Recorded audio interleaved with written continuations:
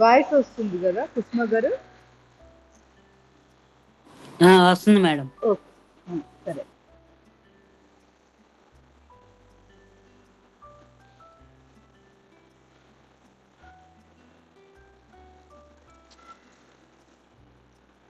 Prayer చేస్తాం. Deep breath. ఓ deep breath. ఓ డీప్ బ్రీత్. ఓం భూర్భువస్వః తత్సవితుర్వరేण्यं భర్గో దేవస్య ధీమహి ధియో యో నః ప్రచోదయాత్. ఓం త్రయంబకం యజామహే సుగంధిం పుష్టివర్ధనం ఉర్వారుకమివ బంధనాత్ మృత్యోర్ముక్షీయమామృతాత్. ఓం సహనా భవతు సహనౌ భునక్తు సహ వీర్యం కరవావహై తేజస్వినావధీతమస్తు మా విద్విషావహై. ఓం శాంతి శాంతి శాంతి. హరి ఓం. సర్వే జన సుఖినో భవంతు. కాయకల్ప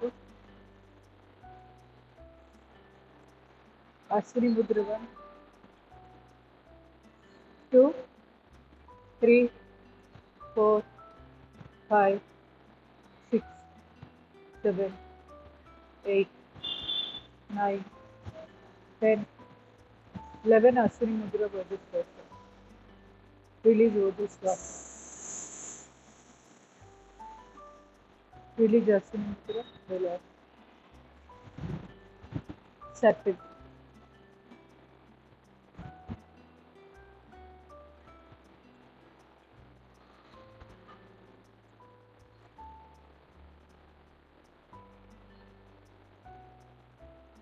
స్క్రీన్ క్లారిటీగానే ఉంది కదా కుస్మా గారు? క్లారిటీగానే ఉంది మేడం. ఏదైనా బూజులు ఉంటే చెప్పండి, తుడుస్తా. నేను మర్చిపోయా తొడుగు.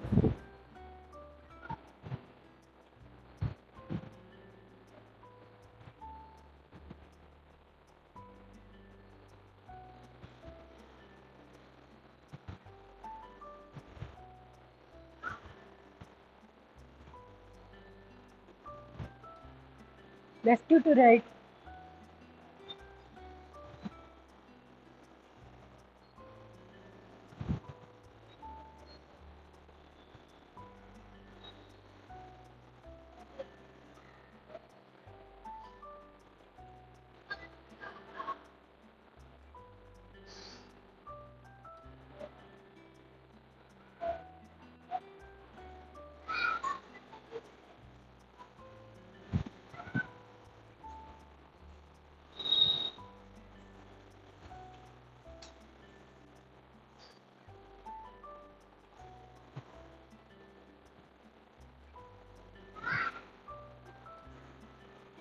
సెంటర్కి వచ్చి రిలాక్స్. సర్పెంట్ పర్వతాకు.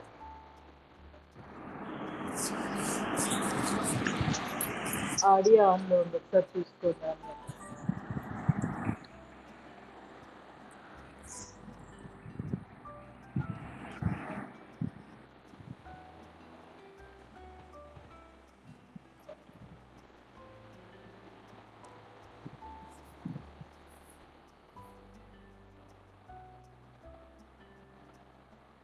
స్లోలీ, నెమ్మది. Cuts out.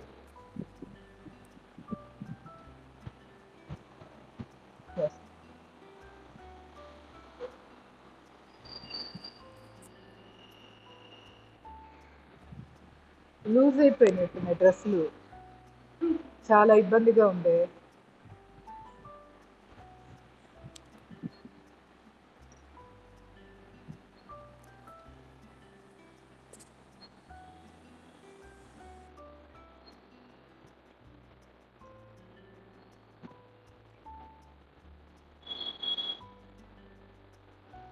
Slowly relax.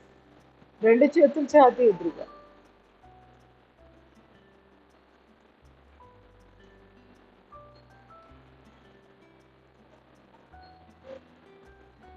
కొంచెం దూరం. ఎలా అనిపించింది సుహాసిని గారు? బాగుందా నిన్నటి ఎక్స్పీరియన్స్ మరి? ఆ? మేము పొద్దున్నే వెళ్ళాము. మేము 9 కల్లా వెళ్ళిపోయాము. అంటే అక్కడికి వెళ్ళేటప్పుడు 9:30, 10కి స్టార్ట్ అవుతుంది. వీళ్ళు మాత్రం భోజనం చేసాక వచ్చారు. కాబట్టి మీ ముందు వచ్చిన బాగానే ఉండేది. అవును, పొద్దున పుట్టే బాగా చెప్పారు గురువు గారు. నేను అవన్నీ రికార్డ్ చేశాను కూడా, మొత్తం ఆయన మాట్లాడింది. కాకపోతే విపరీతమైన గాలి ఉంది కదా, శబ్దం డిస్టర్బెన్స్ ఉంది.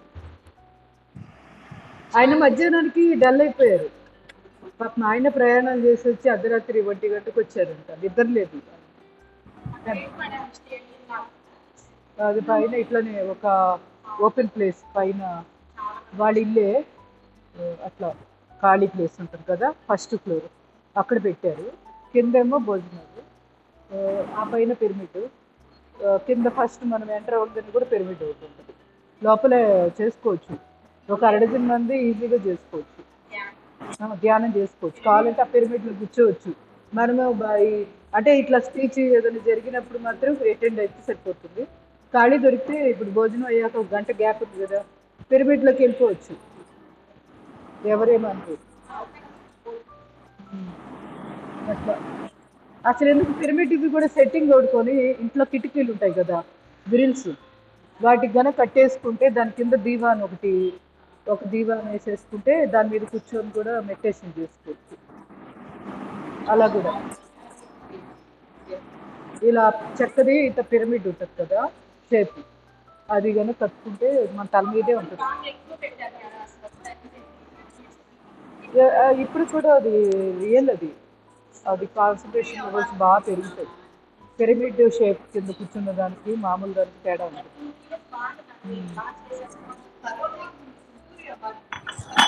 ఎంత బాగుంది.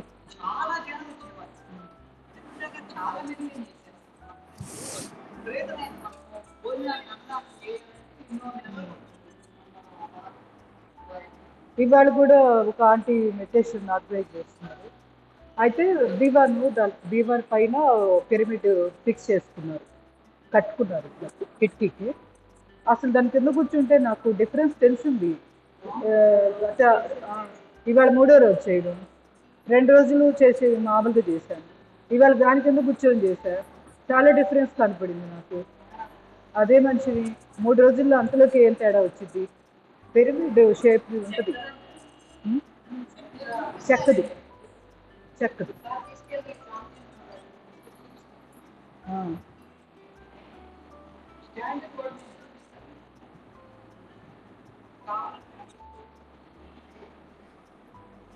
అదే మోడల్స్ అన్ని ఒకసారి చూస్తే నేను కూడా కొనుక్కుందాం అనుకుంటున్నాను. అంటే ఎవరి దగ్గర?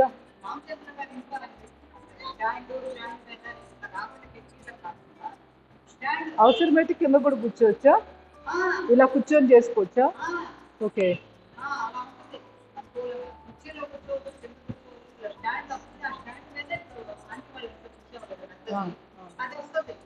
ఓహో, ఓకే.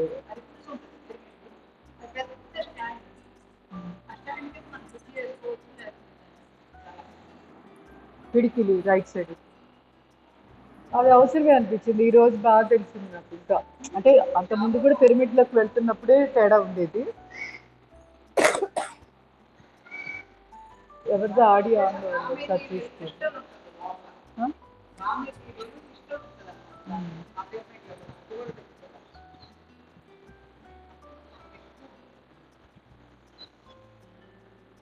ఎవరు ఉంటారంటగా, కావాలంటే ఫిక్స్ చేసేవాళ్ళు పిరమిడ్లో, ఇంటికి తీసుకొచ్చి ఇస్తారంటగా. మీరు కూడా పెద్దది పెట్టుకున్నారు ఇంట్లో?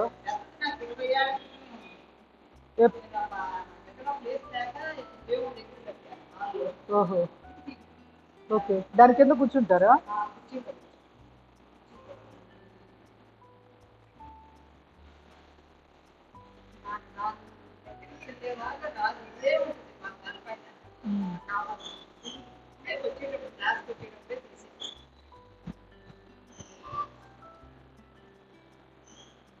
Slowly relax. Fingers exercise.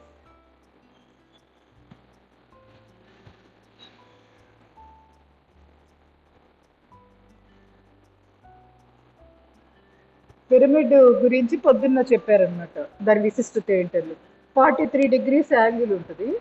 అది కాస్మిక్ ఎనర్జీని బాగా గ్రాస్ప్ చేసే యాంగిల్ అనమాట. విశ్వంలో ఉన్న శక్తిని లాక్కోవడానికి కన్వీనియంట్ యాంగిల్. సో అది దాని గురించి చెప్పారు పొద్దున్న. ఇవాళ నిన్న పొద్దున్న మీరు రాలేదు కదా, అప్పటికి అయిపోయింది. లాక్కుంటుంది అది. యాంటీనా లాగా అనుకోండి. ఇప్పుడు వెనక రోజుల్లో గుర్తుందా, టీవీ సిగ్నల్స్ వచ్చేవి కాదు. కొంచెం గాలి ఎక్కువ వీస్తే జరిగిపోయేది, మన చుక్కలు చుక్కలు చుక్కలుగా వచ్చేది. మళ్ళీ పైకి వెళ్ళి ఒకరు ఇట్లా సర్దుతా వస్తుంది వస్తుంది అంటే అప్పుడు ఆపేవాళ్ళు కదా. అట్లానే సేమ్ పిరమిడ్ కూడా అలాగే. మెడిటేషన్ బాగా కుదరాలి అంటే ఆ షేప్ కింద కూర్చోవాలి. కూర్చున్నప్పుడు బాగా ఎనర్జీలో వస్తుంది. ప్లస్ అవునా, ఓ చేస్తారైతే.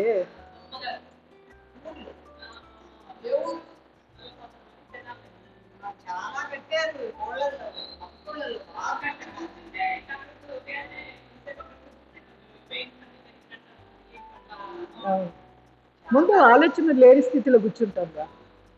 సగం అదే పెయిన్ రిలీవ్.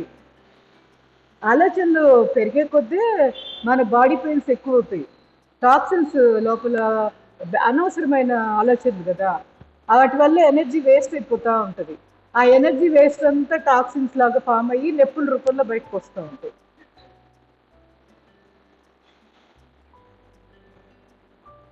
ఎందుకు ఎనర్జీని ఎప్పుడు కూడా దాని నాశనం చేయలేము, దాని రూపం మార్చగలం అంతే.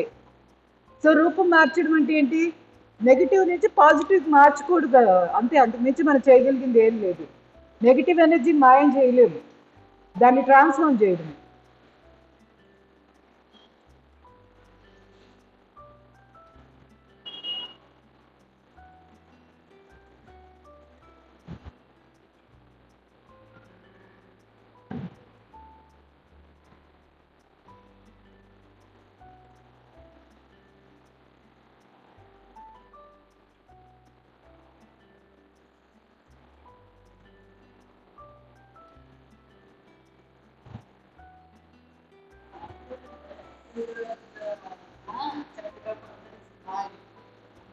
చాలా బాగా జోకులు.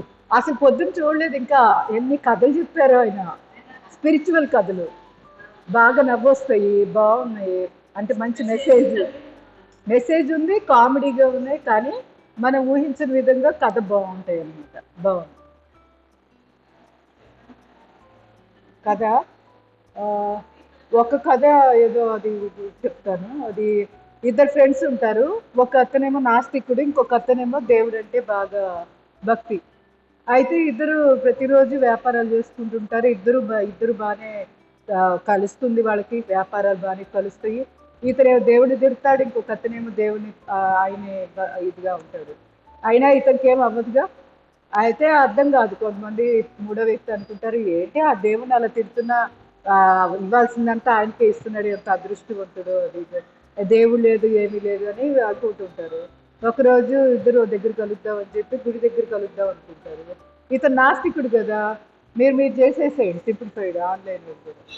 అయితే ఈ నాస్తికుడు ఏంటంటే ఊరుకోద్దు, సైలెంట్గా ఉండకుండా శివాలయం దగ్గర కలుద్దాం అనుకుంటే వాడు అంటే పొద్దుపోక టాయిలెట్ దేవుడికి ఎదురుగా టాయిలెట్ పోస్తూ ఉంటాడు. ఏది ప్రహరీ వైపు, అటు దేవుడి వైపు చూస్తాం, ఆ డైరెక్షన్లో టాయిలెట్ పోస్తాం.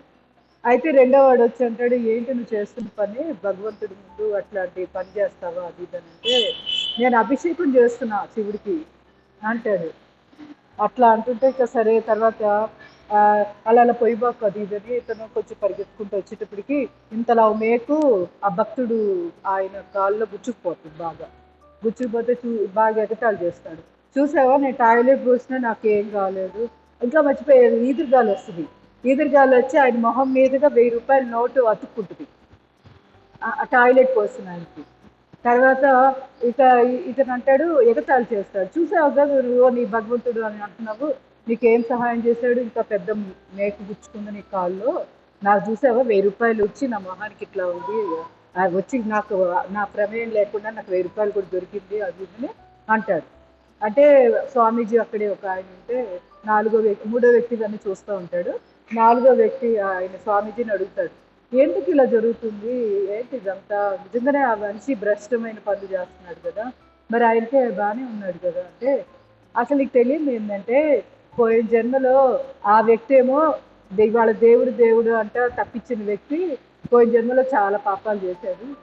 ఆయనకి ఇప్పుడు ఈ జన్మలో అంత భక్తిగా ఇలా ఉండడం వల్లే ఆయనకి అంత కలిసి వస్తుంది. ప్లస్ ఆ కొంచెం పాపము ఆ మేక గుచ్చుకోవడంతో పోయింది, లేకపోతే కాళ్ళు ఎరగాల్సినంత మాట ఆయన చేసిన పాపాలు పోయిన జన్మలో ఆయన అలా ఉన్నాయి కొన్ని పాపాలు చిట్ట.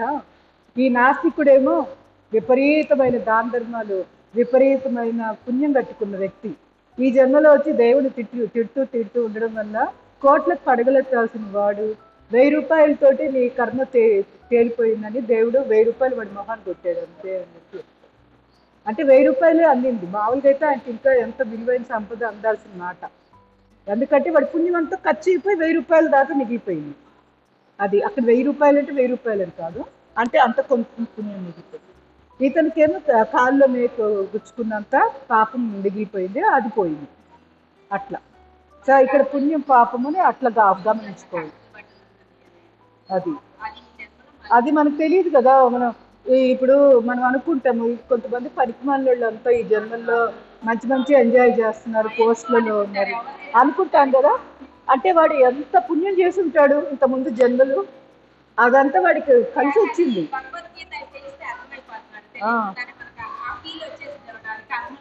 కర్మఫలమే అది పక్కాగా. అసలు అది కాక ఒకేసారి సామూహికంగా ఇంతమందిని కూడా బాధ పెడుతున్నారు ఒక వ్యక్తి అంటే అది కూడా కొంత కర్మే ఈ జన్మలు. అంటే ఈ జీవులు ఈ ఆత్మలన్నీ కూడా అతన్ని ఎంత బాధ పెట్టినయో, ఎప్పుడో ఏ జన్మలోనో ఏదో ఆయన ప్రతీకారం తీర్చుకోవడానికి వచ్చాడు. అందుకే సమూహాన్ని కూడా ఎఫెక్ట్ చేయగలిగే అంత చెడుతనం వచ్చిందంటే అర్థం ఏంటి, అది మనం అనుభవించాల్సిన ప్రారంభం ఉంది. అంటే ఆ సమూహం అక్కడ ఉన్న ఎవరైనా అవ్వచ్చు, ఆంధ్రప్రదేశ్ ప్రజలు అవ్వచ్చు, లేదా తెలంగాణ ప్రజలు అవ్వచ్చు, ఎవరైనా అవ్వచ్చు, ఒక రాజకీయ నాయకుడి ద్వారా ఎంతో బాధలు పడుతుంది. కారణం ఏంటంటే అతనికి ఏ జన్మలోనో ఇంత పెద్ద సమూహం ఇంకా బ్యాడ్ చేసింది ఎప్పుడు, అందుకే ఆ సమూహానికి సెలెక్ట్ చేసుకొని వచ్చాడు. అలా కూడా ఉంటుంది కర్మ సిద్ధాంతం అది. అందుకే మనం వ్యక్తిని ఎప్పుడు కూడా ద్వేషించాల్సిన పని లేదు. ఆ టైంలో కర్మ అంటే మనం ఏదో కర్మ చేసి ఉంటామో మనకు తెలియదు అంతే, దానివల్లే బాధపడుతున్నాం అనుకోవడమే. సో క్షమించమని కోరుకోవడమే, మనకు తెలియదు కదా ఎవరికి ఏం చేశామో. సో 4 పాయింట్లు వెరీ వెరీ ఇంపార్టెంట్. నిన్న చెప్పింది నోపో అని చెప్పి ఒక టెక్నిక్, దాంట్లో ఉన్న 4 పాయింట్స్ వెరీ ఇంపార్టెంట్. మీరు ఇంటికి వెళ్ళాక కూడా రోజు ఇంప్లిమెంట్ చేయండి. మొదటిది క్షమించండి. ఒకవేళ మీకు పర్సనల్గా ఒకరి మీద ఎక్కువ గుర్తొస్తా కోపం కానీ లేకపోతే ఎందుకు ఇలా జరిగింది అలా ఫీలింగ్స్ వస్తున్నప్పుడు ఆ వ్యక్తిని క్షమించండి, పర్టికులర్గా వ్యక్తిగతంగా ఒక వ్యక్తి.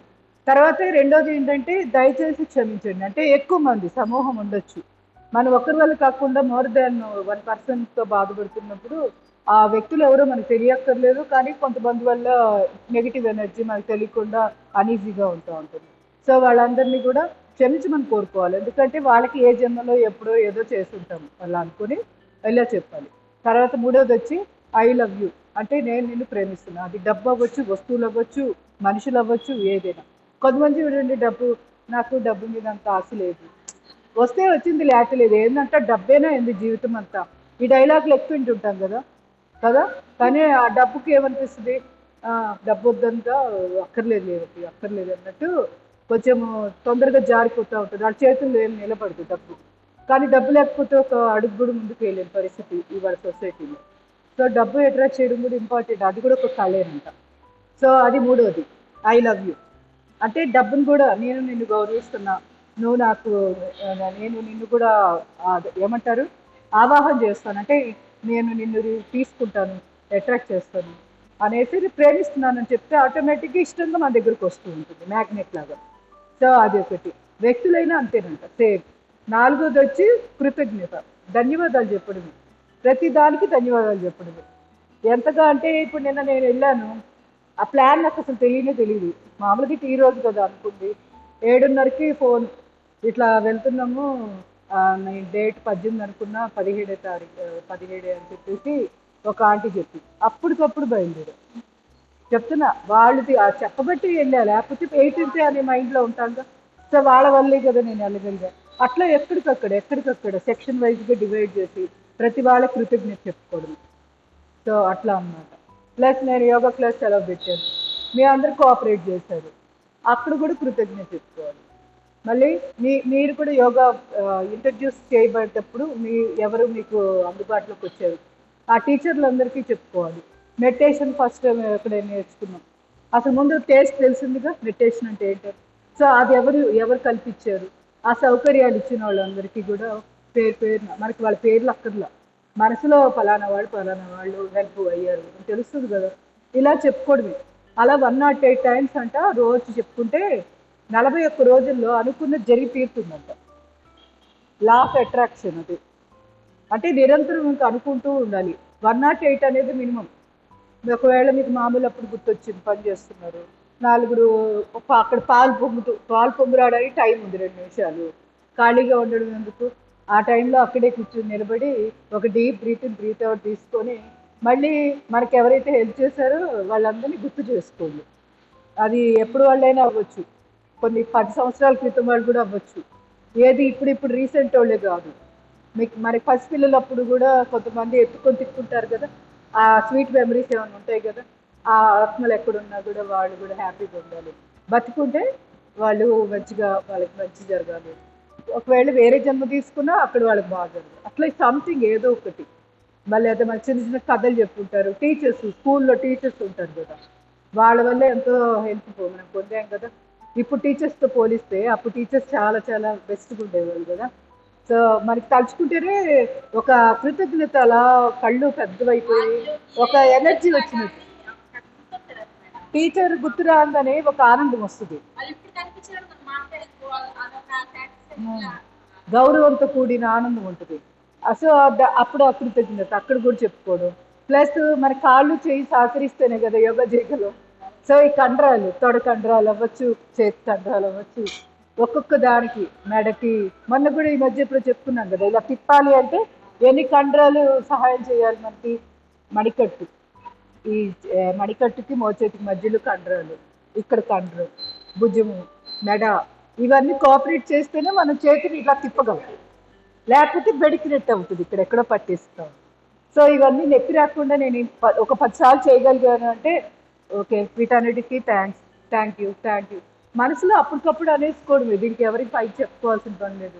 యోగా చేస్తున్నాం సేపు అలా థ్యాంక్ యూ చెప్పుకోవచ్చు, అలా గంటన్నర ఈజీగా గడిచిపోతుంది గ్రాటిట్యూడ్ తోటి.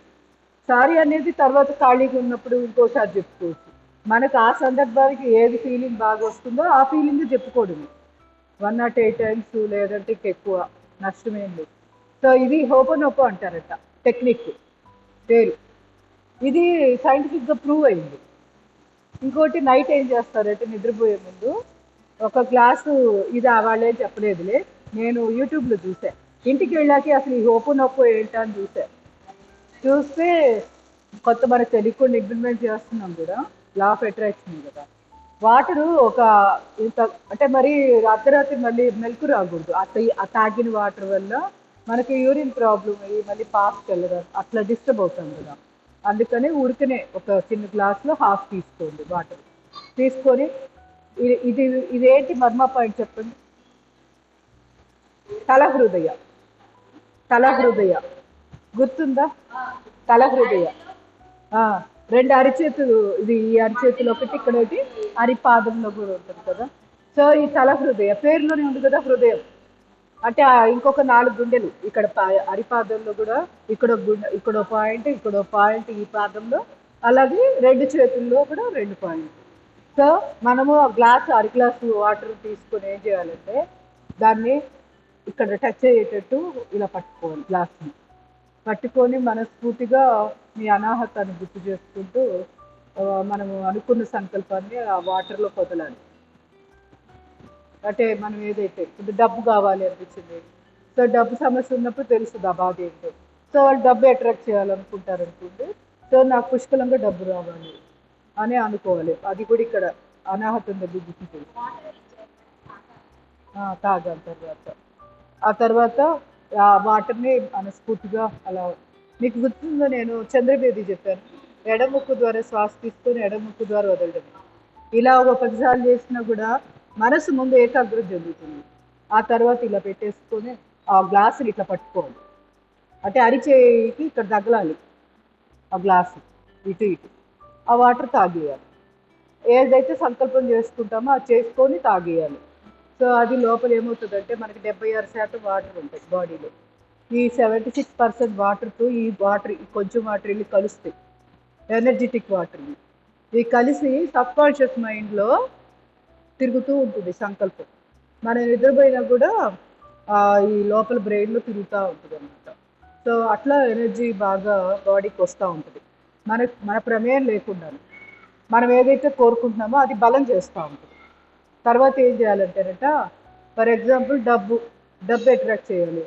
ఒక 500 రూపాయలు కట్టో లేకపోతే 10 రూపాయలు కట్టో ఏదో ఒకటి తీసుకొని ఒక 10 నోట్లు అలాగా కలిపి రబ్బర్ బ్యాండ్ వేసి దిండు కింద పెట్టుకోవాలంట. దిండు కింద పెట్టుకొని నాకు డబ్బు పుష్కలంగా వస్తుంది, నేను దీన్ని ప్రేమిస్తున్నాను, నేనేమి దీనికి కాదు అని నేను అనుకోవట్లేదు, నాకు అవసరానికి ఈ డబ్బు కూడా చాలా అవసరమే, అలా అనుకుంటూ దాన్ని దిండు కింద పెట్టుకోవాలంట. అది అంతే. అసలు ఆ తర్వాత మూడోది ఏం చెప్పారు అంతేలా. Okay okay. సో ఇది ఇట్లా చేస్తేనంట మనకి 41 రోజుల్లో చాలా చేంజ్ వచ్చిందంట. కొంతమందికి ఒక్క రోజులోనే వస్తుందంట. అంటే వాళ్ళు చేసిన బలాన్ని, సంకల్పం, నమ్మకాన్ని బట్టి. అది ఇంకొకటి వీలైతే నోట్స్లో రాసుకోవద్దు. ఈ గ్రాటిట్యూడ్ ఇవన్నీ కూడా కృతజ్ఞతలు అనేది కూడా నోట్స్లో రాసుకుంటే అది 100 రెట్లు ఎక్కువ పని మనసులో అనుకున్న దానికంటే. చేతితో రాసినప్పుడు దాని పవర్ పెరుగుతుంది. సో ఇది ఒకటి.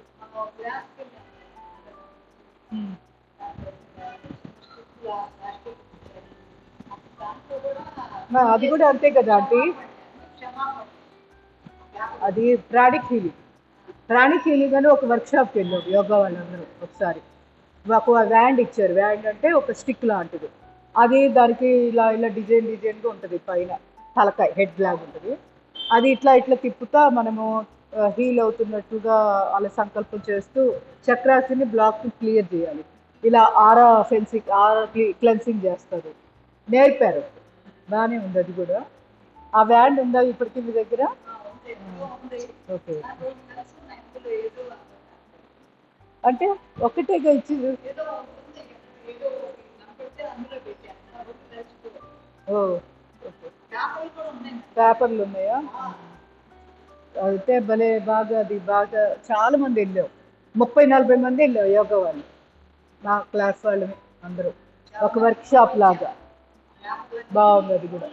అదేం చేస్తారంటే అరుగుదల సమస్య ఉంది మనకి. సో ముందు ఎదుటి వాళ్ళు మణిపూరక చక్రము బ్లాక్ అదంతా క్లియర్ అవ్వాలి అంటూ వ్యాండ్ తోటి ఇట్లా చేస్తారు, క్లెన్సింగ్ చేస్తారు.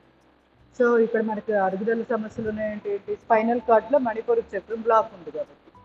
సో అట్లా శారీరకంగా బలహీనంగా ఉన్నాం. సో మూలాధార చక్రం అది బాగా బలంగా తయారవ్వాలి అంటూ ఎదుటి వాళ్ళకి హీల్ చేస్తూ ఉంటారు.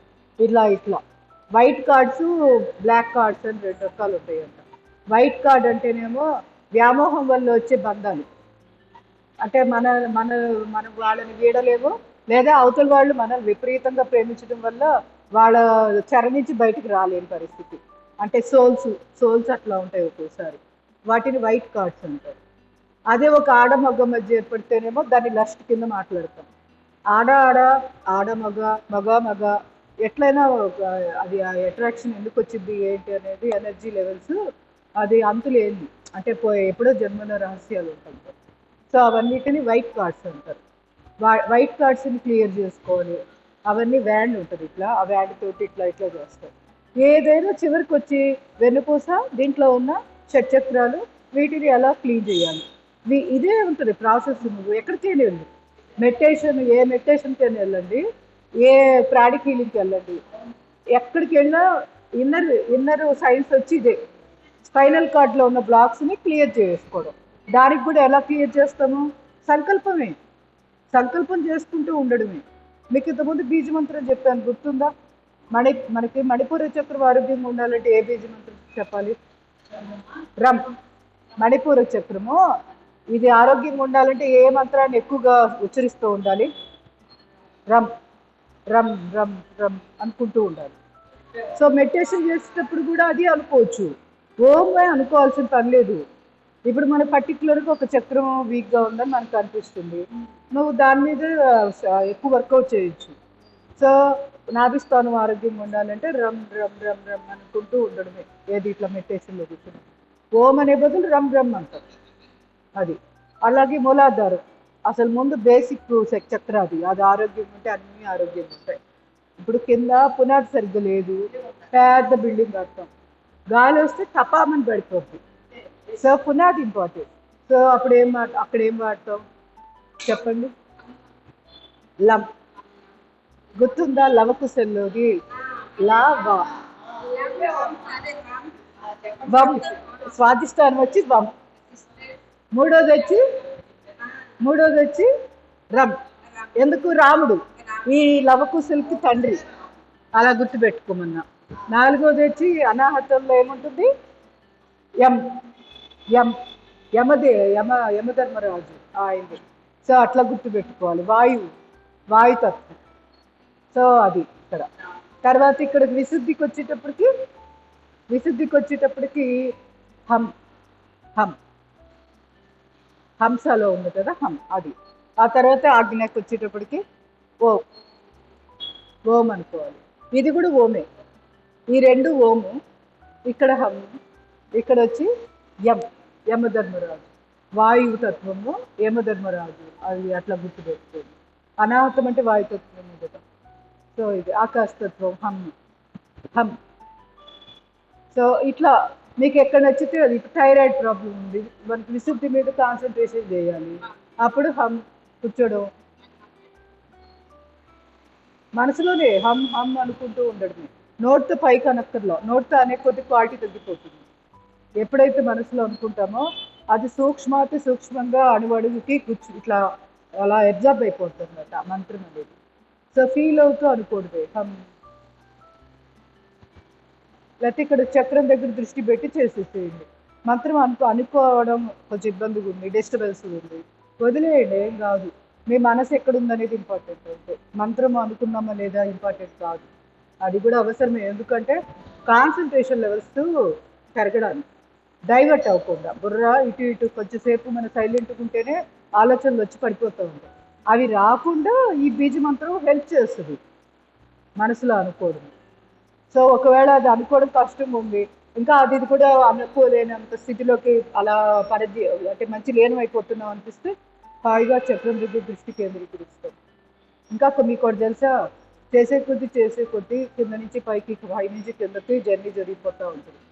అన్ని చక్రాలు తీసేస్తాం, కింద నుంచి పైకి, పైనుంచి కిందకి నడిపేస్తూ ఉంటుంది బుర్ర.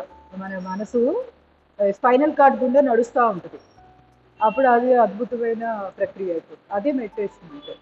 అయస్కాంత తత్వంతో కూడుకొని తయారవుతుంది మన స్పైనల్ కార్డ్. ఎప్పుడైతే మనసుని ఎక్కువ సార్లు కిందకి పైకి నడిపామో అది మ్యాగ్నటైజ్ అయిపోతుంది. మ్యాగ్నటైజ్ అయినప్పుడు ఏమవుతుందంటే కాస్మిక్ ఎనర్జీని అట్రాక్ట్ చేసేస్తుంది స్పైనల్ కార్డ్. ఫస్ట్ గేట్ ఎక్కడ ఉంటుంది? వెనుక మన స్పైనల్ కార్డ్కి వెనకాల ముచ్చిన గుంట ఉంది కదా, అక్కడ ముచ్చిన గుంట, అక్కడి నుంచి లోపలికి వస్తుంది కాస్మిక్ ఎనర్జీ అది. సో అది అట్రాక్ట్ అవ్వాలి అంటే వెన్నుపూస మ్యాగ్నటైజ్ అవ్వాలి.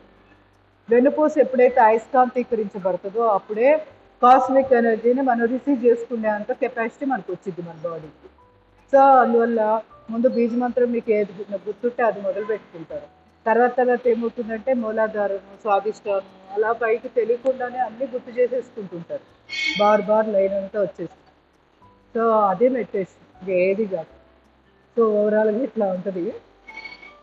ఎంత వీలైతే వీటిల్లో ఎన్నో భాగాలు ఉన్నాయి, ఏది నచ్చితే అది తీసుకోవచ్చు. ఫస్ట్ ఒక చిన్న ముక్క తీసుకుంటే అదే అల్లుకొని మొత్తం మళ్ళీ యూనివర్సల్గా లాస్ట్కి నేను చెప్పింది స్పైనల్ కార్డ్ గుండా శ్వాసలు నడపడం, స్పైనల్ కార్డ్ గుండా శ్వాసను వదలడం, ఇది జరిగింది ఫైనల్ ప్రక్రియ. ఎవరైతే ఇది ఎక్కువ చేస్తారో అన్ని జన్మలు తగ్గిపోతాయి. ఒక క్రియ చేస్తేనే ఎన్నో జన్మలు తగ్గుతాయి అంట. ఒక క్రియ అంటారు, ఇది స్పైనల్ కార్డ్ మూలాధారం నుంచి సహస్రారం దాకా ఇలా శ్వాస తీసుకుంటాం, మళ్ళీ శ్వాస వదులుతాం. అలా ఒకసారి చేస్తేనే ఎన్నో జన్మలు తగ్గిపోతాయి. కొన్ని వేల వేల జన్మలు మనం ఇంకా ఎంతో పెండింగ్ ఉంటుంది కదా, అవి జ్ఞానాగ్నిలో రగిలిపోతాయి, అవి కాలిపోతాయి అన్నమాట, కాలి బూడిపోతాయి. జన్మలు ఎలా తగ్గుతాయి? ఎప్పుడైతే ఈ శ్వాసని మనం ఇలా వెన్నుపోసకుండా పైకి కిందకి నడుపుతూ చేస్తామో మనలో తెలియకుండా ఒక నాలెడ్జ్ అనేది వచ్చేస్తూ ఉంటుంది, పవర్ వస్తుంది మనకి. ఆ నాలెడ్జ్ ఎలా ఉంటుందంటే మన కర్మలు దగ్ధం అయిపోతూ ఉంటాయి. దాంట్లో కర్మలు దగ్ధం అయ్యే కొద్దీ అప్పుడు గింజలు ఉన్నాయి, మొలకెత్తే గింజలు తీసుకెళ్ళి బాండీలు వేస్తే అవి మొలకెత్తుతాయా? మొలకెత్తువు. కారణం ఏంటి? కింద అగ్ని అనే దాని కింద అది వేయించాం కదా. సో అట్లాగే జ్ఞానాగ్ని, జ్ఞానం అనే అగ్నిలో ఈ కర్మలు కాలిపోతాయి, వేయించబడతాయి. వేయించినప్పుడు ఏమవుతాయి? ఆ కర్మ అక్కడే బూడిద మసి అయిపోతుంది. కాకపోతే ఇంకేం కర్మలు మిగులుతాయి? ఈ జన్మలో ఇప్పుడు మనం చేసేది ఇవి, తర్వాత ఆగామి కర్మల కింద మారిపోతూ ఉంటాయి. ప్రారంభం కంపల్సరీ అనుభవించాల్సిందే. మనం అనుభవించేవి ఎవరు ఎంత కోటీశ్వరుడైనా అనుభవించాల్సిందే. దీంట్లో ఎటువంటి మార్పు లేదు. కాకపోతే ఎలా అనుభవిస్తున్నాడు, వాడు ఎలా ఫీల్ అవుతున్నాడు అనుభవించేటప్పుడు అనే దాన్ని బట్టి, ఆ క్వాలిటీని బట్టి ఆగామి కర్మలు ఫామ్ అవుతాయి, అంటే ఫ్యూచర్లో ఏర్పడేవి. సో మనం బాధపడుతూ ఏడుస్తూ ముక్కుతూ మూలుగుతూ అనుభవించామనుకోండి, కర్మ దాని ఎక్కువగా రెట్లు పెరిగిపోతూ ఉంటుంది. అదే ఏముందులే, అందరూ మనిషి అన్నాక అందరికి వచ్చేవే కదా, ఇలా తేలిక తీసుకొని అనుభవించేసామనుకోండి కొంచెంలో పోతుంది. లేకపోతే ఆగామి కర్మలు చాలా గొప్ప, ఎంత పేరుకుంటుంది. మళ్ళీ అవి అనుభవించడానికి మళ్ళీ ఇంకో జన్మ తీసుకోవాలి. అందుకని చెప్తారనమాట, శ్వాస మీద దృష్టి పెట్టి చేయండి, వెన్నుపూస కూడా శ్వాసను నడిపితే ఈ చక్రాస్ అన్ని క్లీన్ అవుతాయి. క్లియర్ అయినప్పుడు ఆటోమేటిక్గా జన్మలు పరంపర తగ్గుతుంది మనకి. సో ఇది ఓవరాల్గా జ్ఞానాగ్ని అంటే ఇదే. జ్ఞానం అంటే ఎప్పుడైతే వెన్నుపూస కూడా శ్వాసను నడిపామో జ్ఞానం వచ్చేసింది. అసలు ఒక నేర్పాల్సిన పని లేదు, ఒక గురువుతో పని లేదు. కాకపోతే సపోర్ట్కి ఆలంబనగా ఫస్ట్ గురువు అయితే ఎవరికైనా దొరుకుతాడు. ఎందుకంటే నువ్వు అంత తప్పిస్తున్నావు కదా సాధన చేయాలని. సో మళ్ళీ తప్పు దారిలో వెళ్ళి ఇంకా తప్పుదారి ఎక్కడికో వెళ్ళిపోయి పడిపోకుండా, అగాధంలో పడకుండా ఒక గురువు అయితే పక్కాగా దొరుకుతాడు ప్రతి వాళ్ళకి. అది అంటే దేవుడే పంపిస్తాడు, వేరే ఎవరి ఉపవేరే కానీ దేవుడే పంపిస్తాడు. అప్పుడు మనకేంటంటే మనం అనుకున్నది తప్పుగా అర్థం చేసుకోకుండా ఉంటాం అన్నమాట ఆ గురువు వల్ల. సో అట్లా ఒకసారి కాల్చారు. ఓవరాల్గా అంటే మెడిటేషన్ చేసేటప్పుడు ఇన్ని విషయాలు తెలిసినాయి కదా, మీకు దీంట్లో ఏది నచ్చితే అది తీసుకోండి. ఒక చిన్న సెక్షన్ చాలు, అన్నీ ఇవన్నీ కూడా నాలెడ్జ్. ఈ నాలెడ్జ్లో మీకు ఎంతవరకు సూట్ అవుతుంది, మీకు ఏది కంఫర్ట్గా ఉంది మీ మనస్తత్వానికి, అంతవరకే తీసుకోండి. అన్నీ కరెక్ట్, ఏది తప్పు కాదు. కాకపోతే ఒక్కొక్కరి స్థాయిని బట్టి దాన్ని ఇంకా అల్లుకుంటూ ముందుకు వెళ్తారు. అది కూర ఉంది, ఒకే కూరని 10 రకాలుగా చేస్తారు. ఒక్కొక్కరిది ఒక క్రియేటివిటీ. కొంతమంది ప్లెయిన్గా ఇష్టపడతారు, కొంతమంది మసాలా గ్రేవీ వేసుకొని కూర చేస్తారు. అది వాళ్ళ క్రియేటివిటీ దాన్ని బట్టి ఉంటుంది. ఏదైనా అందరూ తినేది కడుపు నిండాల్సింది కూరే కదా, ఎలా చేసామో అనేది వాళ్ళ క్రియేటివిటీ. అందుకే అంటారు యోగసు కర్మసు కౌశలం. యోగ కర్మసు కౌశలం అంటే యోగం అంటే ఏంటి? నువ్వు కౌశలంగా అంటే చాలా కుశలంగా, అంటే దాన్ని చాలా నైపుణ్యంగా ఎప్పుడైతే నువ్వు కర్మం చేస్తావో అది యోగం అయిపోతుంది. అది మనం చేసే కర్మ అంత నైపుణ్యంగా ఉండాలి. కర్మ అంటే ఇప్పుడు యోగానే తీసుకోండి, ఇది కూడా కర్మే నిజంగా మాట్లాడితే. అంటే ఈ కర్మ అవ్వదు. ఎందుకు? ఇక్కడ ఏ ఆలోచన లేవు, ఎక్కడ రాగద్వేషాలు లేవు, కాళ్ళు కలుపుతున్నా, చేతులు కలుపుతున్నా, వింటున్నా, చేస్తున్నా, నా శరీరం ఆరోగ్యం కోసం చేస్తున్నా, నా మనసు ఆరోగ్యం కోసం చేస్తున్నా, నా ఆధ్యాత్మిక ఆరోగ్యం కోసం చేస్తున్నాను అని ఫీలింగ్ తోటే చేస్తున్నాం. కానీ ఇంకా వేరే ఆలోచనలు లేవుగా, దానివల్ల ఇక కర్మ ఏర్పడదు. ఇవన్నీ కూడా యోగం అయిపోతాయి అన్నమాట. సో దీంట్లోంచి ఏం జరిగింది? నాలెడ్జ్ వచ్చింది. మనకు తెలియకుండా నాలెడ్జ్, కొంచెం మెచ్యూరిటీ లెవెల్స్ పెరుగుతూ ఉంటాయి. మన మనసు స్పిరిచువల్ వేలో కూడా సోల్కి కూడా మంచి ఫుడ్ దొరుకుతుంది. అది ఆ నాలెడ్జ్ వల్ల ఏమవుతుందంటే మనం చేసే పని చాలా నైపుణ్యం ఉంటుంది.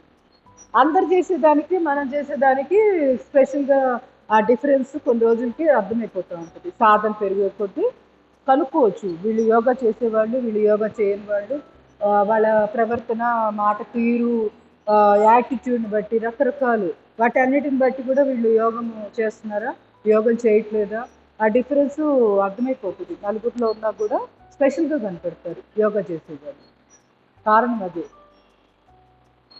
ఎందుకంటే నాలెడ్జ్తో కూడుకొని ఉంటారు కదా, ఆ నాలెడ్జ్ ఏంటనేది తెలియక్కర్లో వాళ్ళకి కూడా, లోపల నుంచి ఇన్స్టింక్ట్ అలా వస్తూ ఉంటుంది. ఇప్పుడు పక్షికి పిల్లలు పెట్టిద్ది, దాని గూడుని ముందే ఏర్పరచుకుంటుందిగా, గుడ్లు పెట్టక ముందే గూడు ఏర్పరచుకుంటుంది. దానికి ఎలా తెలుస్తుంది గూడు పెట్టుకోవాలని? అంటే అది గుడ్లు పెట్టబోతున్న తర్వాత దాని పిల్లలు వస్తాయి, ఆ పిల్లలు అక్కడ నేను పెంచుకోవాలి, దానికి అంత ఆలోచన ఎలా వెళ్ళింది? తెచ్చి దాని నోట్లో పెట్టిద్ది, అది గుడ్డు పగలు కొట్టుకొని అది బయటకు వచ్చాక కూడా చూసారా, డిస్కవరీ ఛానల్లో బాగా చూస్తారు. ఆ వానపాముల్ని, ఒక్కొక్క వానపాముని తీసుకొచ్చి దాని నోట్లో కుక్కుతా ఉంటుంది. చిన్న ఇంత పక్షి దాంట్లో నోట్లో కుక్కుది, అదేమో మింగలేక దానికి రాదు కదా, అయితే మళ్ళీ ఇదే లాగిద్ది బయటికి, లాగి దాన్ని ముక్కలు ముక్కలు చేసి మళ్ళీ ఆ పిల్లకి, ఆ చిన్న గుడ్డుకి పెడతా ఉంటుంది.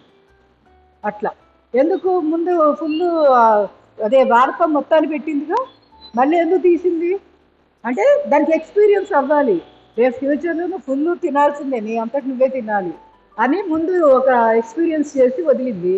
అది ముక్కిరి పిక్కిరి గాలాడక దగ్గరగా భలే ఉన్నాయి కెమెరాలు ఇప్పుడు. అసలు డిస్కవరీ ఛానల్లో షూటింగ్ బాగా తీస్తున్నారు.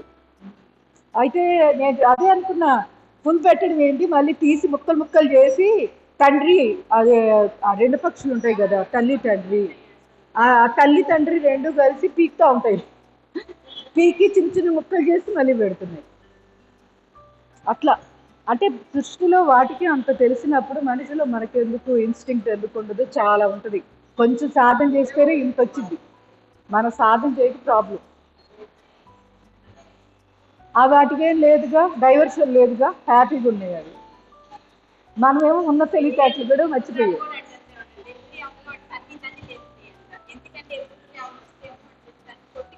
ఎవరు? ఓహో, ఎవరిని?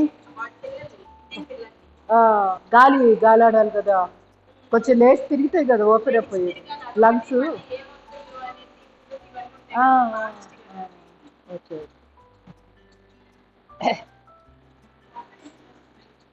ఏంటండి?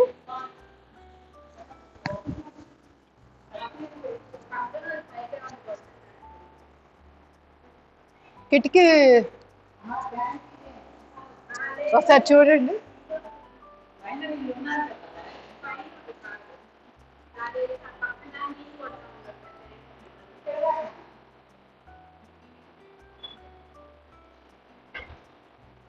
అక్కడి నుంచేనేమో కదండి, ఎందుకంటే కిటికీకి కూడా తడిసింది.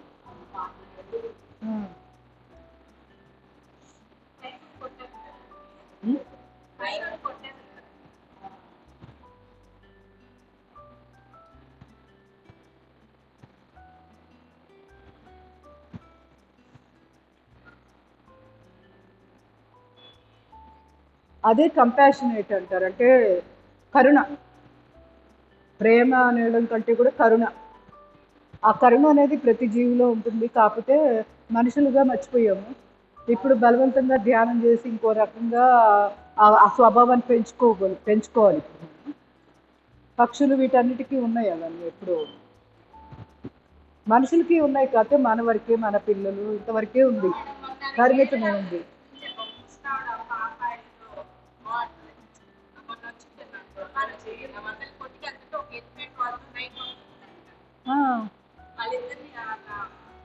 ఎక్కడ?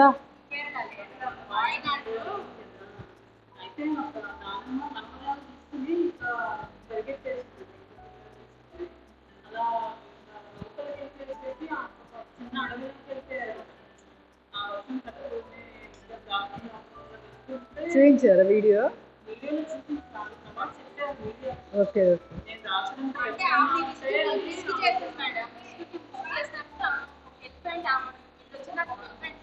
చూడండి భగవంతుడా అసలు.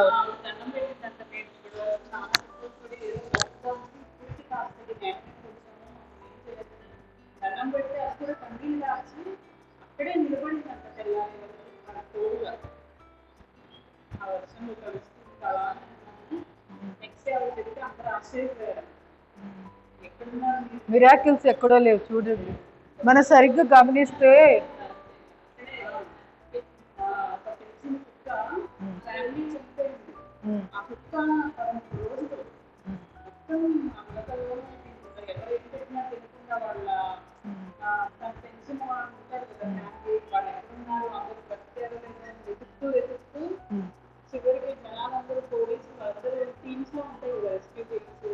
దొరికారా?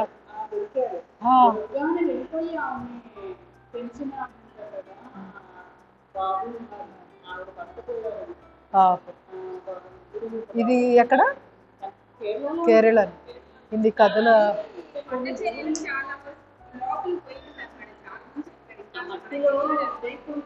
పాపం చాలా మంది అసలు పొడిగిపోయి. ఇప్పుడైనా కొంచెం ప్రకృతి దానికి కొంచెం గౌరవం ఇచ్చి దాని ప్లేస్లో మనం పోయి దూరకుండా కాస్త స్పేస్ ఇస్తే వన్యమృగాలు కూడా హ్యాపీ బతుకుతాయి. వాటికి కూడా మనం ఏదో హార్మ్ చేస్తామని భయపడి మన మీద అటాక్ చేస్తాయి.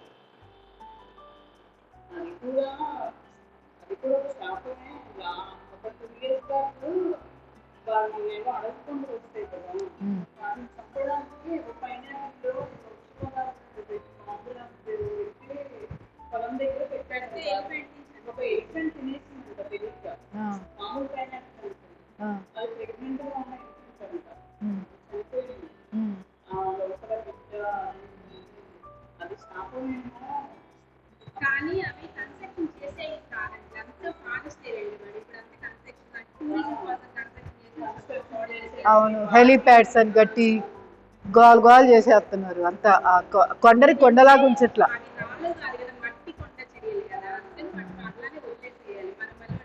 అవును, అది అదేంటి ఋషికేశ్, అది కైలాస్, కేదార్నాథ్ చూడండి ఎంత దారుణం. మేము వెళ్ళాం. మేము ఇంటర్ చదివేటప్పుడు అక్కడ ఉండేవాళ్ళం ఢిల్లీలో. ఆ టైంలో అటు నుంచి ఇటు వచ్చేయాలి, ట్రాన్స్ఫర్ అయిపోయింది. ఇక అటు వెళ్ళి చూడడం కదా, ఒకసారి వెళ్ళినట్టు ఉంటుందిలేని కేదార్నాథ్, బద్రీనాథ్, ఋషికేశ్, హరిద్వార్, ఇంకా చాలా ఊర్లు అవన్నీ చుట్టుపక్కల మౌంటైన్స్కి వెళ్తే ట్రెక్కింగే కష్టపడి ఎక్కాము 28 కిలోమీటర్స్. ఇప్పుడు కళ్ళు మూసుకొని తెరిస్తే అక్కడే ఉంటున్నామంట. ఆనందం అసలు వేరు. అంత 14 కిలోమీటర్లు ఎక్కడం, 14 కిలోమీటర్లు దిగడం, అది కూడా గడ్డగట్టే చలి, మంచు. అసలు అలాంటి సిచ్యువేషన్స్లో మనం పైకి ఎక్కాకుంటుంది ఒక ఆనందం, ఏదో సాధించేసినట్టు. చాలా బాగుంటుంది. ఒళ్ళు నొప్పులు కూడా ఏమీ ఉండవు. మేమైతే ఇక 2 రోజులు లేవలేమేమో అనుకున్నాం. అసలు ఆ రోజు నైట్ నిద్రపోయాము, పొద్దున్న కల్లా, అది కూడా ఎర్లీ మార్నింగ్, మళ్ళీ దర్శనం ఏదో టైం ఉంటుంది కదా, అసలు ఎక్కడికి పోయినాయో తెలీదు. ఒక ట్యాబ్లెట్ కూడా వేసుకోలేదు. అదే అనిపించింది, భగవంతుడు ఆయనే చూసుకుంటాడంటే ఇదేనేమో అనిపించింది. ఇప్పుడు వాళ్ళు ఆ కష్టమే లేకుండా ఎక్కువ వెళ్తున్నారు, వస్తున్నారు. అందుకే విపత్తులు కూడా అట్లనే ఉన్నాయి. భక్తి ఎందుకు రాదు అనిపించింది. అంత కష్టపడి ఎక్కితే భక్తి ఆటోమేటిక్గా వచ్చింది.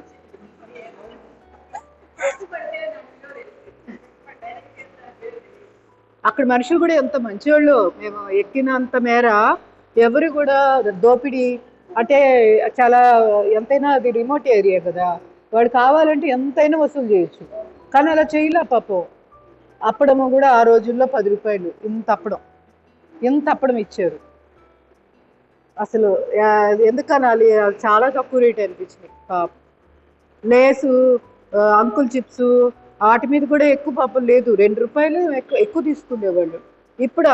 ఇక్కడిక్కడ కూడా 2 రూపాయలు ఎక్కువ తీసుకుంటున్నారు. మనం ఎక్కడ కొండల్లో గుట్టల్లో ఉన్నాం. మాకే ఆశ్చర్యం వేసేది. అయితే చిల్లర లేకపోతే ఉంచుకోమని చెప్తే వద్దొద్దు అని చెప్పి ఇచ్చేసేవాళ్ళు. తెలుసా ఎంత సిన్సియర్గా ఉండేవాళ్ళు, నిజాయితీగా. బాగా ముచ్చటేసింది వాళ్ళని చూస్తే. నిజంగా అప్పుడు వాళ్ళని చూసి మాకు వాళ్ళల్లో కూడా దేవుడు కనపడేవాడు. అంటే వాళ్ళందరూ అలా పెట్టుకోకపోతే మేమేం తినేవాళ్ళము పైకి ఎక్కేటప్పుడు.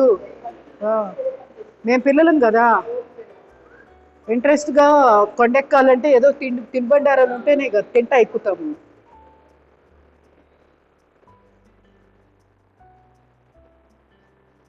మళ్ళీ మధ్య మధ్యలో డోలీలు, వీపు వెనకాల బాస్కెట్ పెట్టుకొని పాపం కొంతమంది వెయిట్ చేస్తారు ఎక్కలేని వాళ్ళ కోసం. కొంచెం ఎక్కుదామని మొదలు పెడతారు కదా, మధ్యలో వాళ్ళ వల్ల కాదు కదా, ఇంక వాళ్ళ కోసం ఉంటాయి.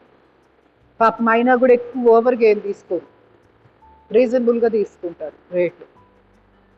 డోలీలు పల్లకీలు ఉంటాయి, నలుగురు మోస్తారు. అది మరి ఆ రోజుల్లోనే పల్లకి 800 ఉండేది. నలుగురు మనుషులు కదా, 200. రాను 800, పోను 800. గుర్రం కూడా ఉండేది. గుర్రమేమో 200, 300 ఉండేది అప్పుడే. ఎప్పుడంటే 92లో. వెనక్కి పోయింది అంతా. అదే మెయింటైన్ చేస్తే అద్భుతంగా ఉండేది. అసలు స్వర్గంలాగా ఉంది అక్కడ. నేనైతే అసలు మామూలుగా ఆశ్చర్యం, ఇదేంది ఇలా ఉంది, ఎక్కడున్నాను నేను అనిపించింది వెళ్తే. ఏం తెలియదు అప్పటికి, ఆధ్యాత్మికత తెలీదు, దేవుడి గురించి ఏం తెలీదు. అయినా కూడా దేవుడు అలా లాక్కెళ్ళాడు కావాలనిపించింది. ఇప్పటికీ మర్చిపోలేను అసలు.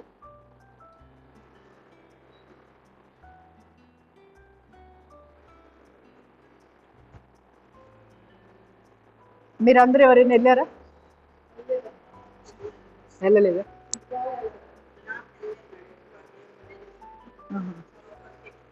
వెళ్ళండి, ఎందుకంటే పెద్ద వయసు అయ్యే కొద్దీ తిరగలేము.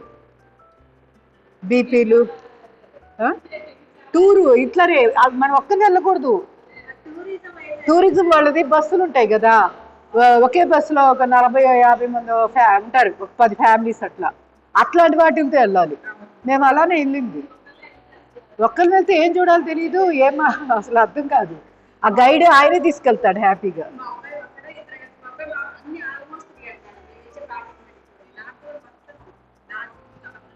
అక్కడికి వెళ్ళరామనండి, యోగం ఇంకా అద్భుతంగా అర్థమవుతుంది. వెళ్ళాడా? బద్రీనాథ్ కాదు, కేదార్నాథే అద్భుతం. బద్రీనాథ్ కూడా బాగుంటుంది. అదేంటంటే డెకరేషన్ లాగా అలా ఉంటుంది. కేదార్నాథ్ ఎలా ఉంటుంది అంటే ఇంకా న్యాచురల్ గా ఉంటుంది.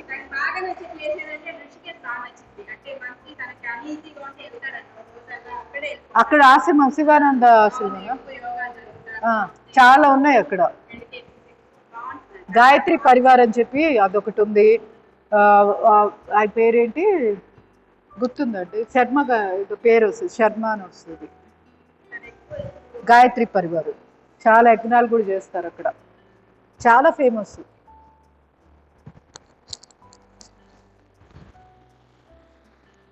శ్రీరామ్ ప్రసాద్, శ్రీరామ్ శర్మను ఆయన ఫౌండర్ ఆయన అన్నమాట. అక్కడ అద్భుతం.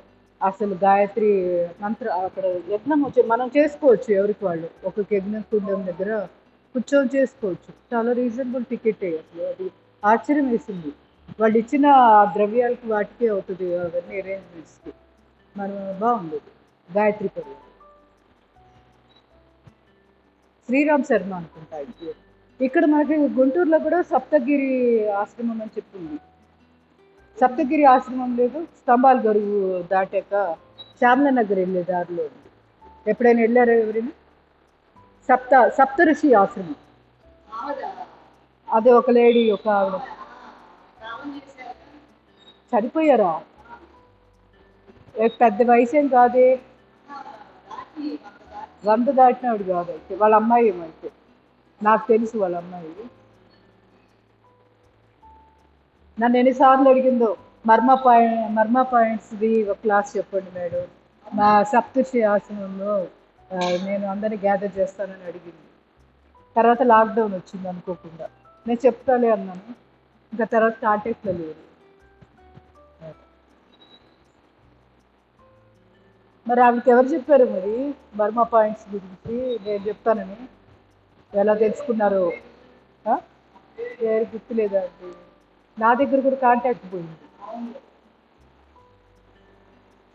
రేపు ప్రాణాయామం చేద్దామా? ఇప్పుడు మాట్లాడుకున్న దాని గురించి ఆలోచిస్తూ బ్రీతింగ్ ఎక్సర్సైజ్, కొంచెం ప్రాణాయామం, న్యూరోమస్కులర్ బ్రీతింగ్.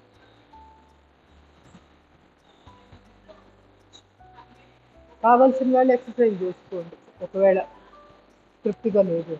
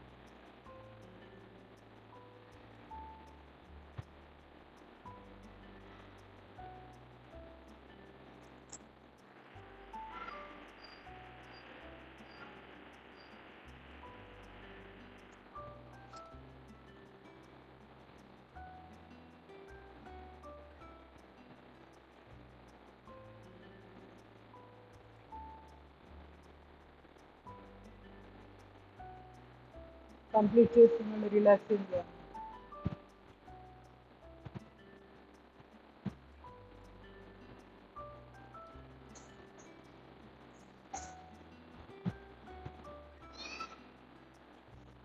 స్లోలీ అనులోమ విలోమ చేద్దాం. ప్రాణముద్ర పెట్టుకోండి లేదా సంజీవిని ముద్ర. ఎడమ చెయ్యి, కుడి చెయ్యి నాస్తం, కుడి బొట్టు వెళ్తూ కుడి ముక్కు మూసివేసి ఎడమ ముక్కు ద్వారా శ్వాస తీసుకోండి.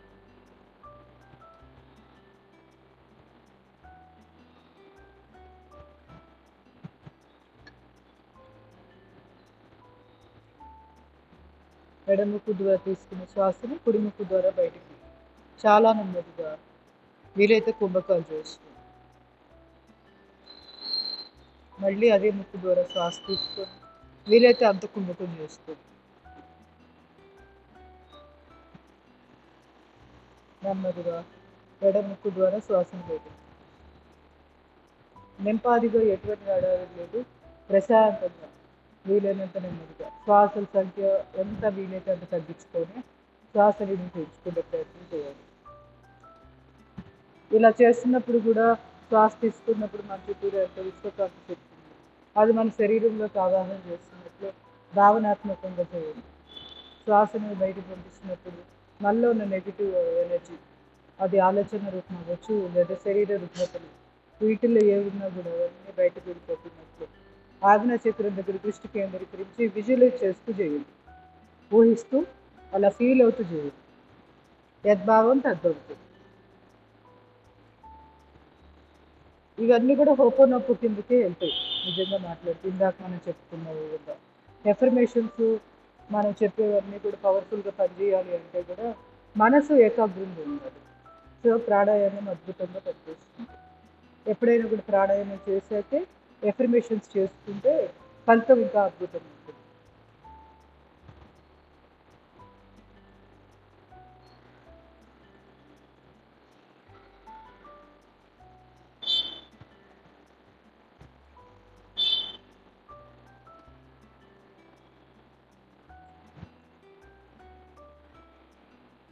నాకు తెలుసో తెలియకో ఎవరైనా బాధ పెట్టుంటే వాళ్ళు నన్ను అందరూ క్షమించుగాక అని వాళ్ళకి క్షమాపణ కోరుకోవడం.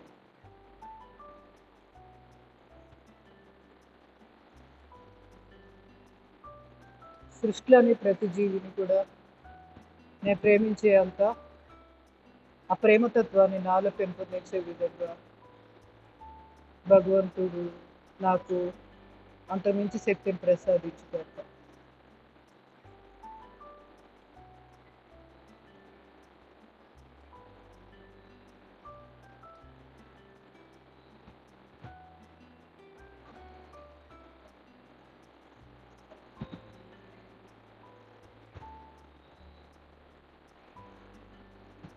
ఈ సృష్టిలో నేను ఒక భాగం అవ్వడానికి ఎన్నో కారణాలు ఉంటాయి. వాటన్నిటికీ కూడా నా వైపు నుంచి కృతజ్ఞతలు తెలుపుతుంది.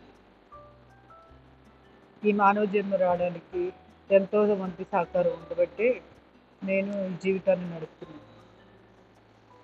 అటువంటి సహకారం అందించిన ప్రతి ప్రాణికి, చెట్టు అవ్వచ్చు, పుట్ట అవ్వచ్చు, వస్తువు అవ్వచ్చు, ప్రతి వాటికి కూడా మనస్ఫూర్తిగా కృతజ్ఞతలు. శరీరము ఇది కూడా ఒక క్షేత్రం, శక్తి క్షేత్రం. సో నాకు యోగం చేయడానికి అనుకూలంగా సహకరిస్తున్నందుకు ఈ శరీరానికి కూడా కృతజ్ఞతలు. నా మనసు నన్ను యోగం వైపు తీసుకురావడానికి సహకరిస్తున్నందుకు మనసుకు కూడా కృతజ్ఞతలు. ఈ శరీరము, మనసు వీటన్నిటికీ అధిపతి అయిన ఆత్మస్వరూపాన్ని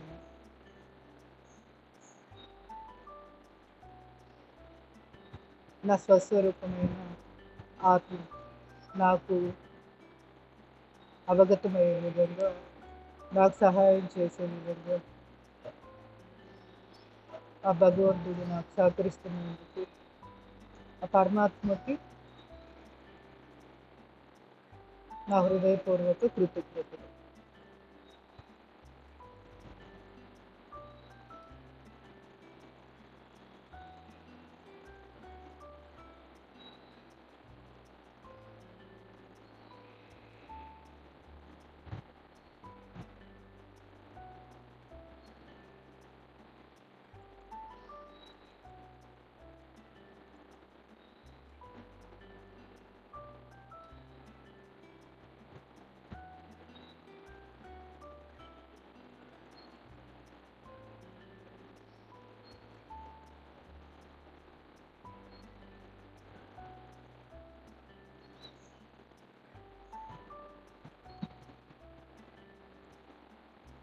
నెమ్మదిగా ధ్యానంలోకి వెళ్ళాలి అనిపిస్తే ధ్యాన ముద్రలో కూర్చొని ప్రశాంతంగా వస్తున్న శ్వాస వెళ్ళిపోతున్న శ్వాసను ఆజ్ఞాచక్రం దగ్గర దృష్టి కేంద్రీకరించి గమనిస్తూ వెన్నుపూస నిటారుగా నాలుగు చేస్తున్నట్టుగా దృష్టి ఆజ్ఞాచక్రం దగ్గర.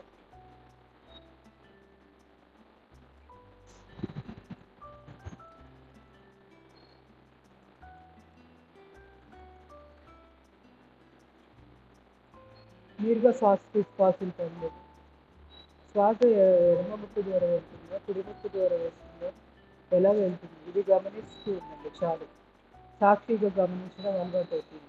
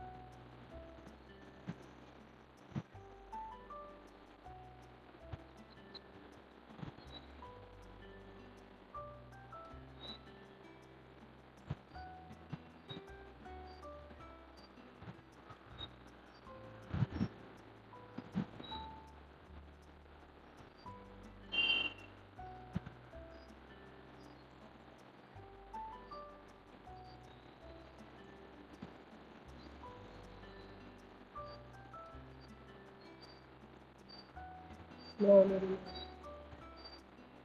Deep breathing. Double breath out. శరీరం అంతా కూడా శక్తిని ప్రసరింపజేస్తుంది. Deep breathing, double breathing. నెమ్మదిగా చేతి మీద అప్పు చేసుకొని నిల్వెచ్చని వేడిని అరచేతులు యొక్క నిల్వెచ్చని వేడి కళ్ళ మీద పెట్టుకొని అరచేతులు చూసుకుంటుంది. రెండు చేతులు అప్పు చేసుకొని రెండు చేతులు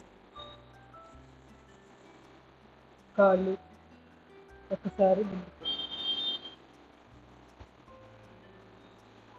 కాలు చాపి కాలు చూపి కళ్ళు తెరవాల్సి ఉంటుంది.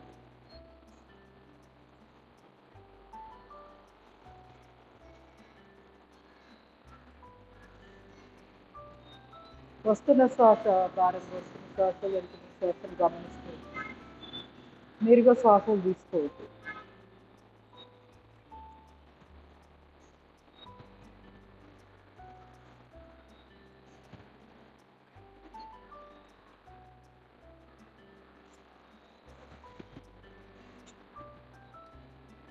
ముందుగా ఇప్పుడు మెడిటేషన్ ద్వారా వచ్చే శక్తిని మన యొక్క శారీరక, మానసిక, ఆధ్యాత్మిక పురోభివృద్ధికి ఉపయోగపడాలి అని మనస్ఫూర్తిగా సంకల్పం చేసుకొని ఆ తర్వాత శక్తిని మన చుట్టూరా ఉన్న అందరికీ కూడా స్ప్రెడ్ చేస్తూ మనసుతోటి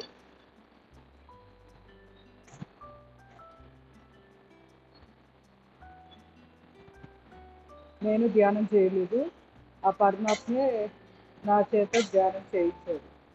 అంటే ఆయన ద్వారానే నేను చేయగలిగాను. అలా అనుకుంటూ ఉండాలి. నేను నిమిత్త మాత్రంగా ఉన్నాను.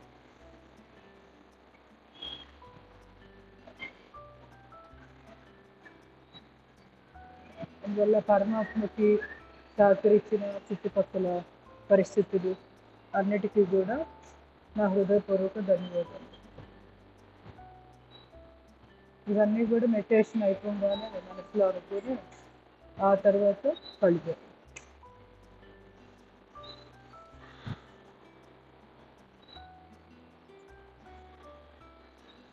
కాళ్ళు చాపుకొని కూడా మెడిటేషన్ చేసుకోవచ్చు. ఒకవేళ మీకు కూర్చొని కాళ్ళు తిమ్మిరిగా అనిపిస్తున్నాయి, హాయిగా కాళ్ళు చాపుకోండి, గోడతో అనుకోండి, వెన్నుపూస నిటారుగా ఉంటే చాలు. మన మనసు ఆలోచన వ్యక్తి స్థితికి వెళ్ళాలి, అంతేగాని ఇబ్బంది పడుతూ చేయాల్సిన పని. ఆ స్టామినా వస్తే ఆటోమేటిక్గా ఇలానే కూర్చుంటాం. అప్పుడు ఏ సపోర్ట్ అవసరం ఉండదు. సో అప్పటిదాకా సపోర్ట్ తీసుకోండి, ఏం కాదు. ఒకవేళ ఎక్కువ కూర్చోలేకపోతున్నాం, వాడిపోదాం అనిపిస్తుంది అంటే మంచిగా పర్వాలేదు పడుకొని ఆలోచన. ఇప్పుడు నొప్ప ఇవి ఉన్నాయి కదా టెక్నిక్, 4 రకాలు ఎఫర్మేషన్స్ ఉన్నాయి కదా, ఇవైనా అనుకుంటూ ఉన్నారనుకోండి, అదొక పాజిటివ్ ఎఫర్మేషన్స్ వెళ్ళిపోతూ ఉంటాయి. సో ముందు అలవాటు అవుతాం. Great. Deep deep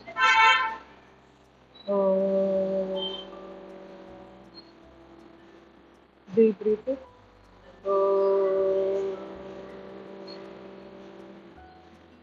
deep breath.